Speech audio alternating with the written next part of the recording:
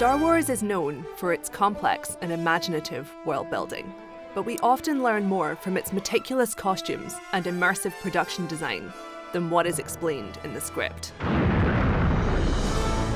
In George Lucas's initial trilogy of films, the world of a galaxy far, far away is gritty and weathered, showing the wear and tear of everyday life. What a piece of junk! Very different from the glossy futurism of early sci-fi hits like Star Trek or 2001.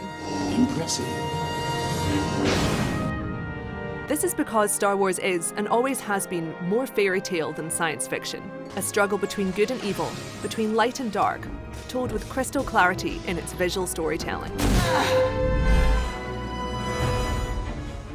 This is perhaps best seen in the saga's costume design, which George Lucas wanted to be familiar, yet not. Distinctive, yet inconspicuous. In Star Wars, villains are shrouded in darkness and flames, heralding destruction. Inspired by brutalist architecture and fascist uniforms, the Empire and the First Order have a chilly, militaristic look with no sense of individuality. The stormtroopers are faceless, robotic, and perfectly symmetrical, aside from the odd detail of a single knee pad each, allowing them to kneel down and shoot their rifles in formation. All remaining systems will bow to the First Order! Meanwhile, our heroes are closer to the natural world, living in swamps and forests, and discovering the Force by connecting with nature. They often wear natural colours and soft fabrics.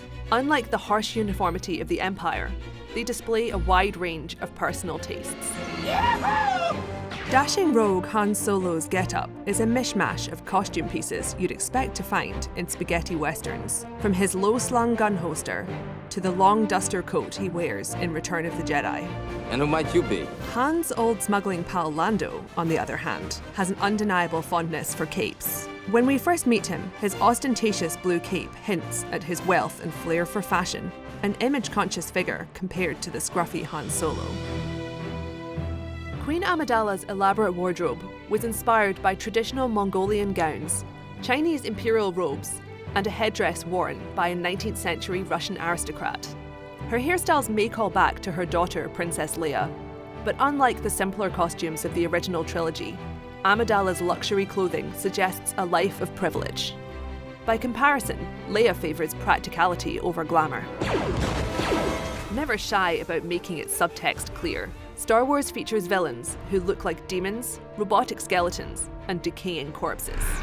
But by far the most iconic is Darth Vader. I find your lack of faith disturbing. Designed by concept artist Ralph McQuarrie and costume designer John Molo, Darth Vader is enigmatic and menacing. Hiding gruesome injuries and keeping him alive with a respirator, Vader's armor disguises his human frailty while projecting an intimidating, inhuman exterior.